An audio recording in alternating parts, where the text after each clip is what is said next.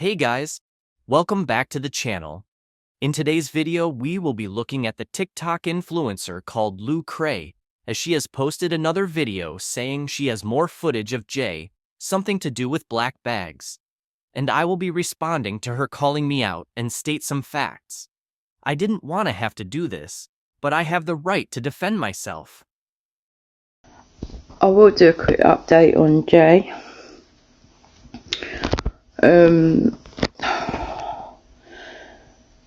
People were saying he's unlived in Tenerife. He wasn't. He was unlived in Ibiza.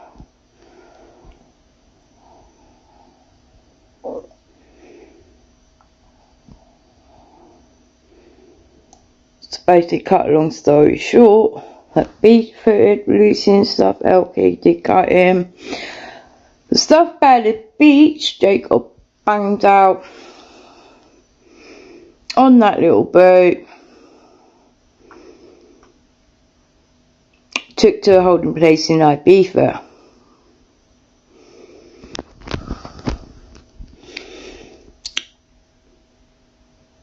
Hence some of the other posts I've put up. Then obviously Lucy was given some of his days to pay the 30k. Hence the GoFundMe.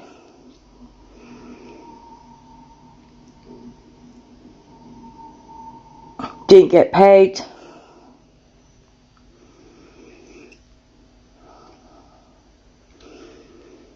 Obviously then Rachel comes in.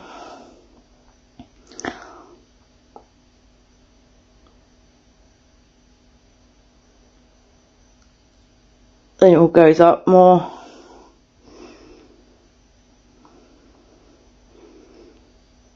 But time was ending, we got the 30k, Joe was gone.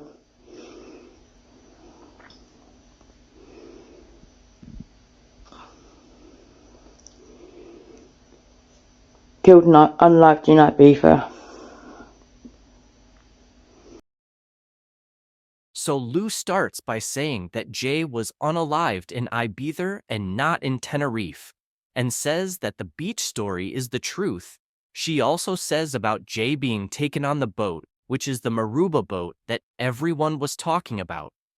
Now, it was very suspicious that this boat went off the radar, but I'm not sure if Jay was actually taken on this boat. It's just a bit confusing. Let's start with the story of Jay allegedly being attacked on the beach. So, if this did happen, then this would mean that Jay didn't go to the Airbnb with Ayub. Ayub's podcast is meant to be coming out this Sunday, so if he has footage of Jay and him together outside the Airbnb, then can we cross out the beach theory? There are so many possibilities in this case, and I'm not saying that the beach story isn't true, but if something did happen on the beach, then surely Jay didn't go to the Airbnb, right? Lou has previously said that she has footage of Jay on a boat and that he's bleeding, so she's obviously saying that after he was attacked on the beach and taken on the boat, then there was footage of Jay on this boat. I just can't understand why there was footage and why she would have it. The people who allegedly did this would have been a bit stupid to start taking footage while all of this was going on. The next thing that Lou talks about is that Lucy had a deadline where she had to pay £30,000 to someone, which is why the GoFundMe was set up. But she missed this deadline, which is why Jay was unalived. Now this part is something that always stuck with me. Why was the GoFundMe started? And why did it carry on for so long that it reached over £70,000? The bit about Lucy trying to raise this money to pay someone off is something that could definitely be possible, and I believe there could be a connection there. Hence some of the stuff I got. Yes, I don't want to say too much of his family here, but also footage of him wrapped up, black bags, taped.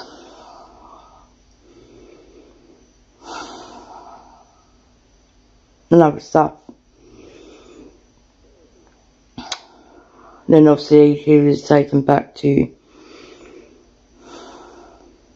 held. that ends. 10 until he was moved and then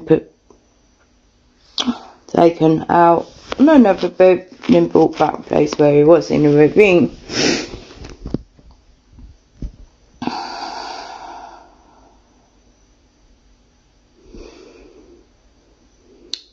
So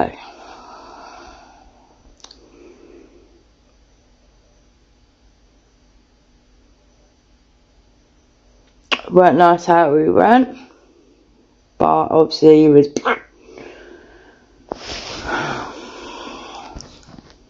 so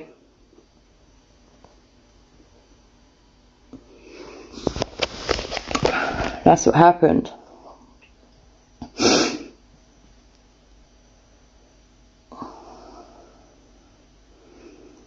They all got sent footage of it all. Hence, I said days and days and days ago. But Brad living with it.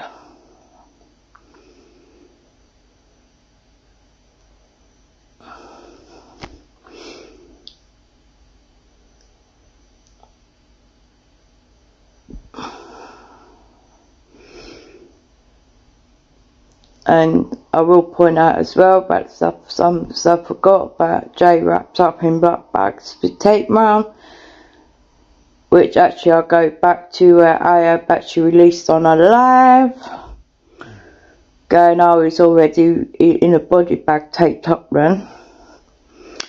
Makes sense.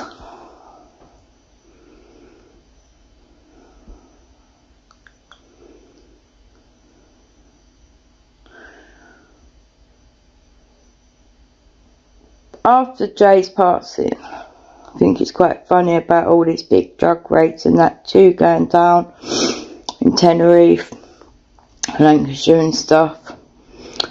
Now, I can't quite work out if it's a good or bad thing.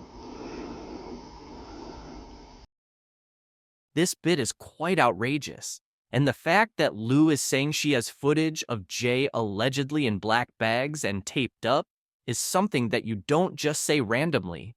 At this point, I can't work out if she actually has some footage or is just trying to keep the attention on her.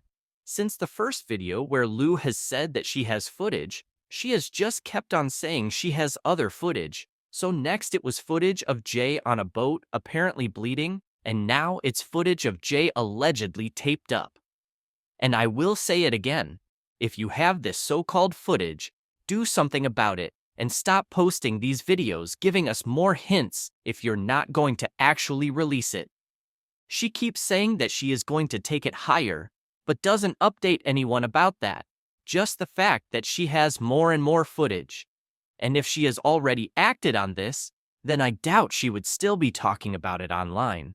She says that he was held, then placed in the ravine where he was found. But in some messages that Lou sent me on TikTok that I will show you later on in the video, she says that someone else was buried instead of Jay, and that Jay was still being held. So that doesn't make sense, and you will see why. So in this next video that we are going to watch, Lou starts calling me out. But is she forgetting that I have all the messages since the first day she messaged me, which was in October, not at the start of this case? So here I'm being named on YT again. It's funny, Streamline Entertainment got his stuff on World Entertainment. Didn't I put emails up from World Entertainment days back, him being in my inbox and emailing me? Could he have the stuff from Aberdeen? Where did they meet in Aberdeen? Funny, I spoke to World Entertainment at the first of this case.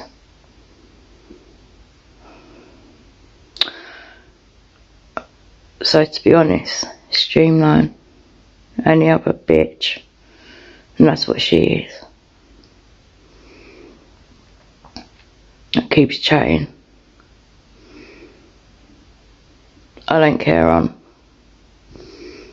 at all. Okay, so let's start with me asking about what happened in Aberdeen. So Lou said that Jay and his family was in Aberdeen with Rachel Ayub and some others, and that they all met up before Jay even went to Tenerife.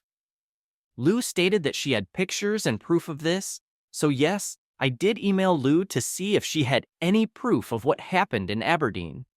That bit is true. Also, I don't get what she's saying about Streamline Entertainment getting stuff from me, or if she even meant that, but that's what it sounded like. All of Streamline Entertainment's content is from all of his hard work, and nothing to do with me. We are both two different content creators who are trying to get justice for Jay. So Lou says she spoke to me at the first of this case, which I'm guessing she means at the start, but that isn't true. She started messaging me on TikTok on the 19th of October, and here are the messages. So since then, she has blocked me so there isn't a name. But luckily, I screenshotted the messages on the exact day she sent them to me, so you can see that it's her name and the exact same messages. She started telling me loads of information, and I find it funny that she tried to call me out and say that I kept emailing her for information when she messaged me first and started telling me this big story of what happened. And yes, I did message back saying thank you for the information and to keep me updated, but you have to understand, I'm trying to find justice for Jay, and if someone has information, of course I'm going to hear them out and want to stay updated with it. The only time I emailed her first was about the Aberdeen situation, and I won't put emails out there because it was private emails and I respect the privacy, even though she has uploaded my emails on her TikTok. But if Lou keeps on lying about me constantly emailing her, then it won't leave me with much choice, and I will put them out. I just believe that when you email someone information, then their name is kept private. Here is the message where she says that Jay is still alive and that he is being held. This was on the 19th of October, basically 2 months after Jay was found. So how could he be placed in the ravine, like she said previously? A few people in the comments have said to do a video on the full story of what Lou has told me, so I will try and get that out so you guys can see what she said since the beginning. But for now, I want to go over a few comments which she left on the video where she called me out. So the first comment from Lou says that I got all my information at the start of the case from her, which is obviously not true, as I have shown you the exact date when she first messaged me. She says she has all the emails and DMs to prove it, but so do I, and I don't lie either. There's no point in being fake and making stuff up, because you won't get anywhere.